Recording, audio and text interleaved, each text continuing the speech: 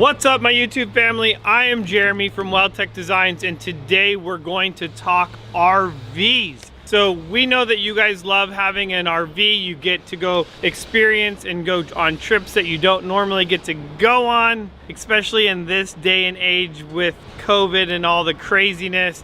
It's like, you know, you just want to get out into the middle of nowhere. You want to go camping, you've bought your motorhome, and you're on your first trip and you realize how low these RVs sit. And we're talking Class C RVs, mostly the Ford Econoline chassis, and we'll get into the Chevy chassis in other videos. But today, guys, I want to talk to you about the Ford Econolines. These are both E450 chassis, and we're gonna go through these both. Maybe I'm just rambling, who knows? Let's talk RVs, guys. All right, so we have two RVs. This is gonna be a Quantum. This RV is gonna have a 29-foot 6-box, and then, no, sorry, 29.3, and this is a 29-foot 6, and this is a Isata. This used to Isata low, if you remember that video. This thing is back for some more fun. We're doing some killer stuff to the back of it. Now you can see that this now has a ton of ground clearance. We're gonna go over some measurements on some before and after and really get a side-by-side comparison, because I know a lot of you guys out there in RV world think, why the hell would I ever lift an RV? That would be the worst idea ever. It's going to drive like poop. And you know, it's just gonna wanna tip over, and that's just not the case. However, we're not going to talk about that today as much as we are clearance and issues. So with the stock E450, if we look underneath this, you're going to see a lot of stuff really hangs really low. And we've done this in other videos before, where you can see these leveling jacks right here just sit low to the ground and have a tendency to want to rub or drag.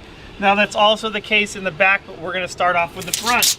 So as we come up here, we're going to look at, this is about 5.5 inches from the ground to the leveling jack. So if you have an RV and you want to take measurements on your own RV, we can do this right now, before and after. So we're going to jump over to this Isata right here, and we're going to take a measurement on these jacks. So as I come over here on that, you're going to see I'm at about 12 3/8 of an inch. So a big difference in the leveling jacks and how high they sit.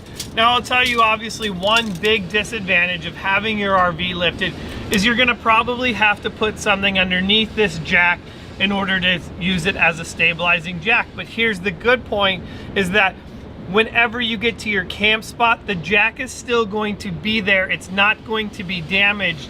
So that's always a plus, way more of a plus. I'd rather carry some blocks or something to set this on anyways, because if I'm out in soft sand, the thing I don't want is this just pressing down into the sand or just into the dirt. If the dirt is soft, it's got any kind of moisture in it. So that is, we're going up and down, up and down. That is a big plus, having that additional clearance. So we're gonna take a fender well measurement so you can kind of get an idea where your RV's at and where it could be with this lift on there. So as we measure this to the fender, we're gonna come in, we're gonna call that 34 3/4 of an inch to the bottom of the fender. And when we come back over here, you're gonna see that's a big difference. So now we're almost like 41, and I'm gonna call that 41.5. And as we look in between these, you'll see the significant difference that there is between the height there with the lift kit on there. So we've done a 6-inch lift kit on this Isata, and the reason it's back is because you can never end. Once you start on these, it just keeps going and going. It's like a van. So let's go to the back of this, because that's the biggest problem on these, is this tail. This tail wants to drag a lot. So let's even take a measurement, and we're coming in at about 9 feet of tail. And if we were to go do this correctly and go from like the center line of the wheel, so really we're going to be about 10.5 feet from the center line of the wheel to the back of this, which this is going to want to drag. And as we come all the way around to the back of this, you'll see that you have the hitch here and these skids, and you know, they haven't been drugged too bad yet, but unfortunately they'll probably never get to drag because we're going to be lifting this as well. But if you want to come in here, we can see that this bottom of the skid's about 15 inches. Now, the biggest problem as you look under there is not necessarily the hitch, but that leveling jack all the way under there. Let's go take a measurement of that jack. So this jack right here is gonna be at about 5 1/8 inches. So this thing really does hang down low. And this is the problem. You get these things that wanna drag over a lot of things. I know even when pulling into a driveway such as ours, that gets very, very close to dragging. We've showed you guys in a ton of other videos just how close that comes, and that's not anything super crazy. I know a lot of the biggest problem people say is, hey, I gotta be careful what gas stations I pull into, because a lot of times gas stations have a really nice transition going into them. So let's go to the back of this Isata and take a measurement on these jacks. So this 31-foot Isata is coming in at about 11 foot 5 inches of overhang. So it does have quite a bit of overhang as well. Here's the thing, when you poke your head under there at first, you're like, well, man, this thing doesn't even have the stabilizer jacks on the back, but it does. They're just way up and out of the way now. And we're coming in at about 15 3/8. So that's huge. We're talking 5 inches to 15 inches in the back. Now, of course, you do have some options on your jacks, and some of them do have different mounting holes, so you can slightly raise them or lower them. So that's always something that's a plus. I know on this particular RV, we're gonna move the mounting holes and slightly move that down because it doesn't quite need that much clearance. So yes, you know, I guess there is such thing as maybe like too much clearance.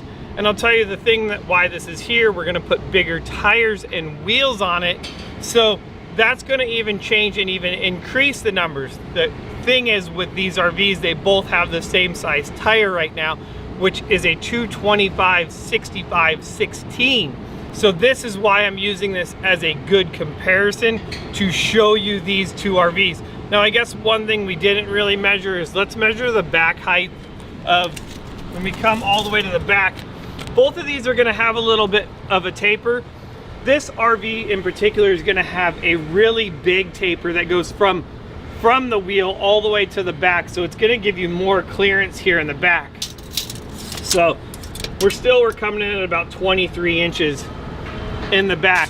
Now I'll tell you one thing is that on this Quantum, it doesn't quite have that, and let me show you what I'm talking about. So if you notice, this Quantum is something that is really cool. I mean, I love the colors on this thing. I think it's amazing, but this is a full wall slide right here. So it doesn't have quite the difference in the back of it. That's gonna have a lot more storage in the back. But you can see that from the wheel, so let's take a measurement here. And so from the wheel, you're about 6'6" actually, until this starts to taper up. So it's only giving you that slight increase in the back, and we're gonna come in at about 22 inches back there, which that was 23, right? So only an inch difference, and this one isn't lifted yet. So you can imagine this is gonna have quite a significant improvement on the overall back of it. So this just has a more drastic taper in the back of it versus a gradual one. So then it comes down to just models and makes and who's making it and what they're doing. You're gonna probably find that this has a lot less storage in it, and we'll get more into this RV once it's all done. What am I missing here? What else would you guys like to know? I try to do a lot more measurements. I know that's what you guys were asking, you know, measuring the box. Top of the hood. Top of the hood? That's what you did last time. All right, so let's go measure the top of the hood on this. So then that way you guys can kind of see where you're at there. I think it was the hood or the bumper. Like top to the top of the bumper, or one or the other you did. All right, so we're gonna come in here and I'm gonna call that, let's just call that 26 inches, kind of like to the beginning of this crown right here. And then when we come over to that one, we're gonna be at about 32 1/4.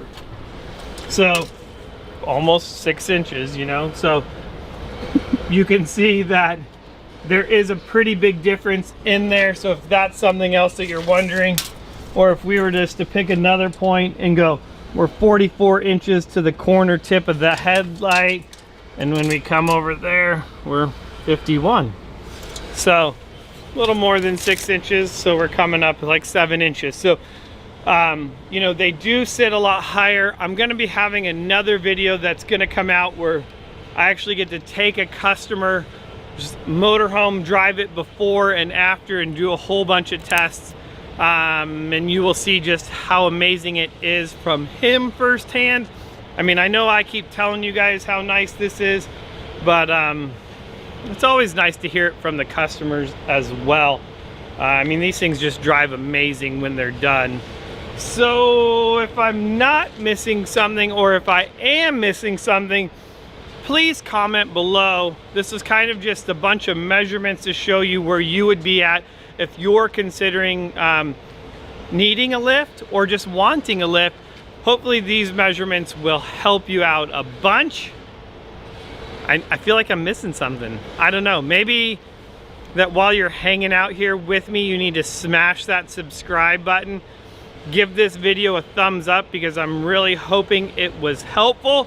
Like we said, we got all kinds of videos coming up for you guys, and especially you're gonna wanna check out Growing Up Garage, where you get to see Caden mashing this thing through the desert. I mean, who doesn't wanna see that? But I guess that's it. I'll see you in the next video.